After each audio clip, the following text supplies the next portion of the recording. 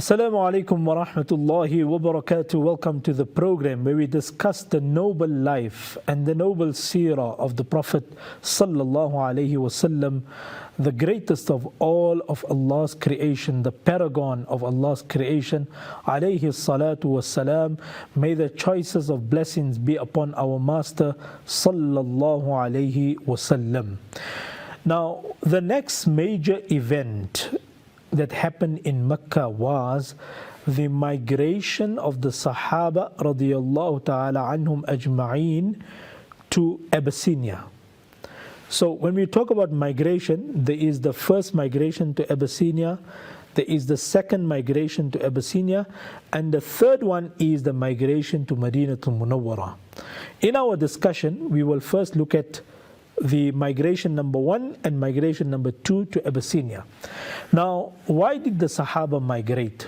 Well, the Quraysh became brutal in their persecution. They became brutal in their policies towards the Muslims. That life became difficult for the Sahaba radiallahu ta'ala anhum ajma'een. For them to practice upon Islam in Mecca was very difficult. So the Sahaba radiallahu ta'ala anhum they were confronted by a situation, and the Prophet ﷺ suggested to them that, "O my companions, why don't you migrate to Abyssinia? Why don't you go to Africa and seek refuge in a king who is just, who is upright, and who stands by high values and morals?" And so the Sahaba radiallahu ta'ala anhum decided to migrate. And this is very, very fascinating. Let me first create the context before we go into the details here. Here is a group of companions who are migrating from their homeland. I mean, Mecca was very beloved to them. They grew up in Mecca. They knew the alleys of Mecca. They knew the people of Mecca. They were well settled in Mecca. They had properties. They had belongings, they had assets, they had businesses. They were well established in Mecca, well established. And they had a tribe to back them. And they were well settled, they were well acquainted with their people, their language, their culture, and their diet and everything. Now suddenly you are told that let us migrate from Mecca to Abyssinia, to a new place, to a foreign land, foreign in culture, foreign in practice, foreign in religion, foreign in terms of the people. Yet you are making this great sacrifice to leave your homeland and to go to a foreign land. And not just a foreign land, you are going to another continent altogether. So I want us to appreciate the sacrifices of the Sahaba radiallahu ta'ala anhum ajma'in. So for the first migration, it was 11 men and 4 women that had migrated from Mecca to Abyssinia. These are 15 people who had migrated the first time round. And the outstanding members of this group were Uthman ibn Affan radiyallahu ta'ala an, the son-in-law of the Prophet sallallahu alaihi wasallam, and his beloved wife Ruqayya, who is the daughter of the Prophet sallallahu alaihi wasallam. You have Uthman ibn Maz'un, and you have other great Sahaba who are part of this small batch who are migrating. Now I want you to just appreciate the sacrifice of the Sahaba. Here you have the Nabi of Allah, and just understand this in the context. His own daughter and his own son-in-law is migrating from Mecca and going to Abyssinia. Normally, a leader would want to shelter and keep his family members close to him. And he would want to shield them from any form of perceived harm. But the Prophet of Allah was not like that you migrate and my son-in-law must be in comfort and my daughter must be in comfort. They must not be in any form of distress. The Prophet of Allah did not adopt that strategy. As a leader of his community, his own beloved daughter had to migrate. His own son-in-law had to migrate. This is the sacrifice the Prophet of Allah made and his companions. And I ask you from a perspective of a father, would you be happy to send your daughter into foreign land not knowing what will happen to them? Because there's no forms of modern day communication that you pick up a phone, you can chat to each other via video or via other platforms that you can talk to each other, message each other, communicate with each other, stay into contact with one another. It wasn't possible. It was the day and age of the camel. There was no modern day tools to communicate with one another.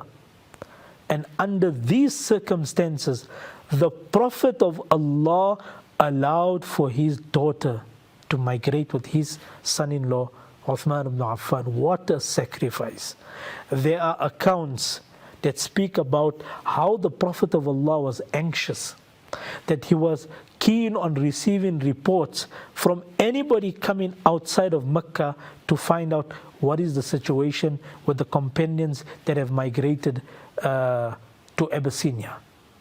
And by the way, Uthman ibn Affan becomes the first person in Islam to migrate with his wife. Subhanallah. Uthman ibn Affan and Ruqayya radiyallahu ta'ala anhuma. Salama is part of this. Salama and her husband is also part of this first batch that migrates to Abyssinia. Now, they come to Jeddah. At the port, they board the ship and they sail across, not too far off, but they come across to Africa. And they take refuge under Najashi. Najashi is the title, it's not a name. Ashuma was his name.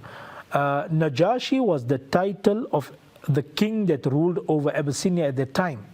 And the Prophet of Allah said, go to Abyssinia for a just ruler, and an upright ruler rules over Abyssinia, under whose rulership nobody suffers and nobody is oppressed. So the Sahaba came to Abyssinia, to a foreign land, to foreign people, to a different culture. And Salama radiyallahu ta'ala anha, the narration of Bukhari, that we were amongst good people in Abyssinia.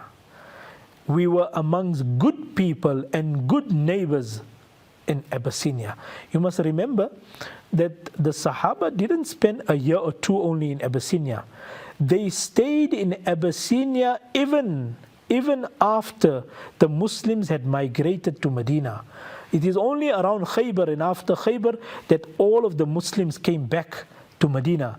But up to that point, there were Sahaba who stayed in foreign land, under foreign rule, with foreigners, and trying to, as foreigners, let me put it in that context, as foreigners amongst others in the land of Abyssinia.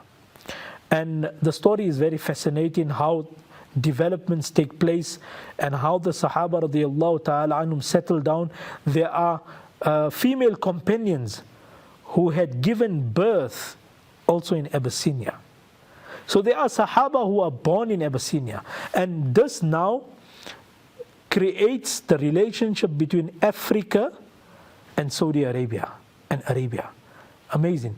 The ulama say Islam spread to Africa before it even spread to anywhere else out of Mecca, like Medina. Subhanallah. So Islam came to Africa before it even came to Medina. Isn't that amazing and fascinating? So the relationship between Arabia and Africa is very strong. It goes way back in the early stages of the Prophet ﷺ's mission. So here you have companions who are living in Abyssinia and who are migrating out of Arabia. Now the question arises here, that why did they choose Abyssinia? And the reasons the ulama give is because, for number one, the Prophet ﷺ knew that Najashi is a just ruler and the Muslims will not be persecuted. And so he allowed for them to go to Abyssinia, number one. Number two, the ulama mentioned that the people in Abyssinia were Christians. So they had an understanding of a religion. They understood the concept of a book, a concept of a prophet, a concept of a God. So it was going to be more favorable for the Muslims to migrate to Abyssinia than to anywhere else. The third reason the ulama say that the Muslims did not migrate within Arabia is because the rest of the Arabian Peninsula would take their cue from the Quraysh. And at that time, the Quraysh were very hostile to the Muslims. So they understood that if you had to migrate within Arabia, it would not serve our purpose, because the rest of Arabia are still going to follow in the footsteps of the Quraysh. And if the Quraysh are on a particular policy, then the rest of Arabia would also follow suit. So migrating within Arabia at that time was not feasible, and it was not an option. The next reason the ulama give is that it was not only to seek a safe haven in Abyssinia, but also to further the cause of Islam and to invite more people into Islam. And later on, when we return after the break, we will discuss that how through the efforts of the Sahaba, Najashi himself became a Muslim. So there was a da'wah purpose to it also, to migrate out of Arabia and to another foreign land. When we return, we continue with our discussion.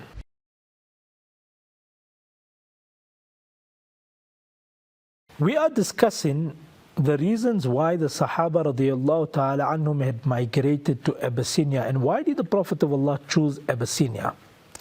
So Abyssinia, as I mentioned to you, was outside of Arabia, outside of the influence of the Quraysh. In Arabia, Quraysh was a formidable force, a force to reckon with, and they had custodianship of the Kaaba and the city of Mecca. The economy was under their control, and the people of Arabia had to follow suit, and they would take their cue from the people of Quraysh. So migrating to Abyssinia made absolute sense in the way that the Quraysh did not have any direct influence of the people of Abyssinia, because now it's a different territory, different rules, different rulers, and different way of doing things.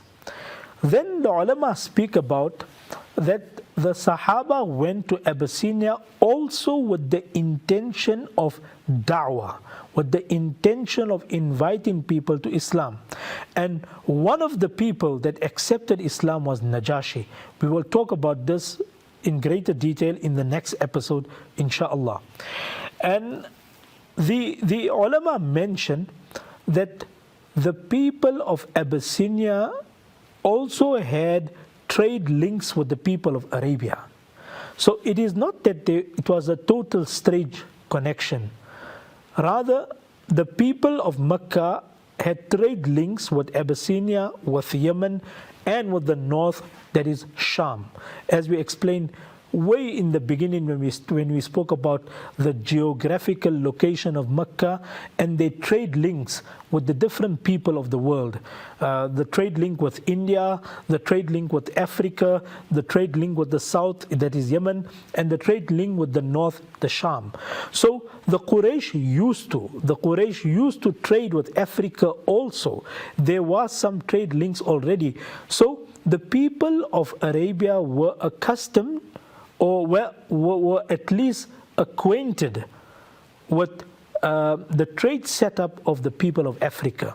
So it made sense. It made sense to migrate to Abyssinia. And the ulama also mentioned that it made sense because it wasn't so far off. The distance between Arabia and the distance between Abyssinia is not that much. Within 2 weeks you can cover that distance by ship. So it made perfect sense for the Sahaba to migrate to Abyssinia. Now the ulama here now discuss some academic points, and they say here is a Muslim minority living in a Christian majority country. because Abyssinians are not Muslims, they are following the Christian faith, and the ruler is also a Christian. And this now opens up the discussion that when Muslims survive in minority in a majority non-Muslim country, how should they carry themselves? And this is where the fiqhi discussions flow. The first thing the ulama mention, that it is permissible for a Muslim minority to survive in a majority non-Muslim country, which basically many of the Muslims find themselves today. If you look at the European setup, whether it's America or any other country for that matter, Muslims are in the minority. The model for survival, the model for existence is found in the migrations of the Muslim from Mecca to Abyssinia. What are some of the important principles the ulama highlight here? Number one is that you can peacefully coexist with other people of other faith without interfering in each other's life. And the Quran says, لا ينهاكم الله عن الذين لم يقاتلوكم في الدين ولم يخرجوكم من دياركم أن تبروهم وتقسطوا إليهم إن الله يحب المقسطين. The Quran says, people who do not fight you because of your faith, number one. And number two, they do not drive you out of your homes and your dwellings and your community because of your faith. If you have good neighbors who are non-Muslims, who are not standing in opposition to you, who are not hostile to you, the Quran says your duty towards them is أَن تَبَرُّهُمْ وَتُقْسِطُوا إِلَيْهِمْ, that you be kind to them, you be dutiful to them, and you be just towards them. Why? إِنَّ اللَّهَ يُحِبُّ الْمُقْسِطِينَ, for indeed Allah loves those who are just and who are upright. So this is a maxim, this is a principle being formed here. The principle here is that if you are surviving or if you are living amongst non-Muslims and they are peaceful towards you, they are not hostile, they do not give you grief because of your faith, they allow you to practice your religion, then your duty is to be kind to them, to be upholding the qualities of a good neighbor, to be brotherly towards them in terms of how you deal with them. You don't compromise your values, you don't compromise your faith, but at the same time, you can still be dutiful towards them, you can still be kind towards them, you can still be amenable towards them. So that is the one situation. The Quran then says, إِنَّمَا يَنْهَاكُمُ اللَّهُ عَنِ الَّذِينَ قَاتَلُوكُمْ فِي الدِّينِ وَأَخْرَجُوكُم مِّن دِيَارِكُمْ وَظَاهَرُوا عَلَى إِخْرَاجِكُمْ أَن تَوَلَّوْهُمْ وَمَن يَتَوَلَّهُمْ فَأُولَٰئِكَ هُمُ الظَّالِمُونَ. The Quran says, then you have a group of people who are hostile to you, who subject you to torture because of your faith. Because of your faith and nothing else. They drive you out of your communities. They are hostile to you. They oppose you. They are harsh towards you. They are brutal towards you. The Quran says, such a people, it is not required for us to befriend them. It is not required of us to be on good terms with them because they are standing in direct opposition to us. The people of Mecca were brutal to the Muslims. So the Muslims left and they came to Abyssinia. But they were kind to the people of Abyssinia. They were kind to the people of Abyssinia because they were not being hostile to the Muslims in Abyssinia. The Muslims lived in peace, in comfort, without persecution. Now you must contrast Abyssinia to Mecca. In Mecca you are tortured, you are persecuted, you are isolated, you are marginalized, you are ridiculed. And in Abyssinia, there's peace, there's safety, there's amnesty, there's freedom of expression, there's freedom of religion, You can worship Allah in freedom. You can worship Allah without any difficulty. So the Muslims were told to be kind, to be dutiful, to live up as citizens in a foreign land, to abide by the culture, meaning whatever does not compromise your religion, whatever does not break the order of your religion, that you continue with the system of the country that you are living in. Obviously trade laws, obviously other practices that the king would be implementing. You've got to live within the system as long as it does not compromise your faith and the teachings of your faith. So this is a model for the Muslims who are living in minorities. In Muslim countries, there's no problem, but in non-Muslim countries, we have an issue. So when we're living in non-Muslim countries, among non-Muslims, then there's a way of carrying ourselves and there's a way of interacting with the non-Muslims. In our next program, we're going to go into further details and we're going to discuss in greater detail the wisdom behind migration to Abyssinia. What are some of the reasons? What does the Quran say about the migration to Abyssinia? What was the reason for them migrating, and what we can learn from there? Because the story still continues. There's still further discussions that we need to discuss as far as Abyssinia is concerned for the Muslims.